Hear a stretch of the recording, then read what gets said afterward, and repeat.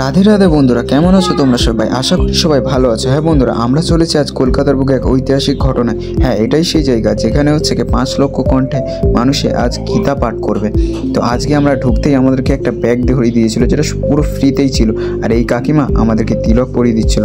হ্যাঁ, এটা পুরোটাই সম্পূর্ণ ফ্রিতে করছিল উনি। আর তিলক পরার পরে কেমন আমাদেরকে লাগছে একটু দেখে বলো। সঙ্গে আমার ছিল পণ্ডিতদা, ঠিক আছে? আমি আর পণ্ডিতদাই মূলত গিয়েছিলাম একটু ঘুরতে, চারিদিকটা দেখতে। তো এইখানে যাওয়ার পরে চারিদিকটা সত্যি আনন্দিত হয়ে পড়েছে। আর এইখানে সাধুরা নাচানাচিতে একদম মেতে উঠেছে। চারিদিকটা দেখার পরে, এদের নাচ দেখার পরে সত্যি গায়ে কাঁটা দিচ্ছিল, যেন সমস্ত সনাতনী এক হয়ে পড়েছে। আর ইতিমধ্যে দেখছি মেয়েরা ঢাক বাজিয়ে আমন্ত্রিত করে নিচ্ছে আমাদের গীতা উপনিষদ জ্ঞানানন্দজি মহারাজকে। উনি এরই মধ্যে চলে এসছে আমাদের গীতা পাঠের জন্য। আর এইখানে সমস্ত ভক্তগণগুলো দেখতে পাচ্ছ ওনার সঙ্গে সঙ্গে ওনাকে জয় জয়কার করছেন। আর সমস্ত সনাতনীদেরকে গীতার জ্ঞান উনি প্রদান করবেন। সমস্ত ভক্তগণ তাই মেতে উঠেছে ওনার আশাতে। আজকে সমস্ত মানুষের খুশির দিন, কারণ আমরা যে গীতার জ্ঞান প্রদান করবো ওনারই কাছ থেকে। তো গীতা পাঠ হতে এখন অনেকটা টাইম আছে, তো আমরা একটু বাইরের দিকে ঘোরাঘুরি করছিলাম।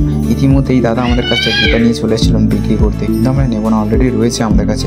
ইনিকে আমি ঠিক জানি না, কারণ এনার সঙ্গে ছবি তোলার জন্য অনেকেই দাঁড়িয়েছিলেন, অপেক্ষা করছিলেন। আর ইনি হচ্ছে আমাদের ধীরেন্দ্র কৃষ্ণ শাস্ত্রী মহারাজ। মূলত ওনার উদ্যোগেই এই আমাদের গীতা পাঠের মূল সমাঙ্গ এবং ঐতিহাসিক ঘটনা ঘটেছে।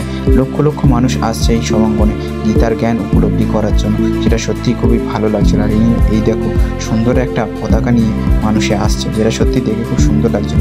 আমাদের ব্যাগ থেকে চিড়ে ভাজা, জলের বোতল, গীতা এবং হচ্ছে একটি লাড্ডু পেয়েছিলাম, যেটা আমাদের গেটে ঢোকাতে দিয়েছিল।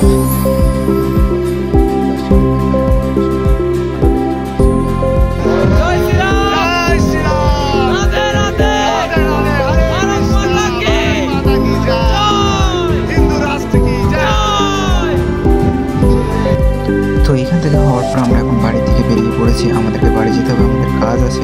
আর ভিডিওটা দেখার জন্য অসংখ্য ধন্যবাদ।